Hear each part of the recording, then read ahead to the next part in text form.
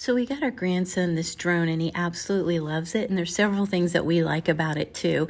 On the controller, you can see there's a place to put your phone. So you can actually take pictures, you can record, you can actually control the drone from the app on your phone. And that way you can see things from an aerial view from where your drone's at.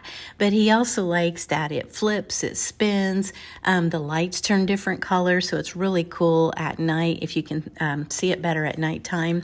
But it's just, we got it for a birthday gift, so it makes a great gift to give to someone. Also, it has an auto button, so you can make it just go on its own.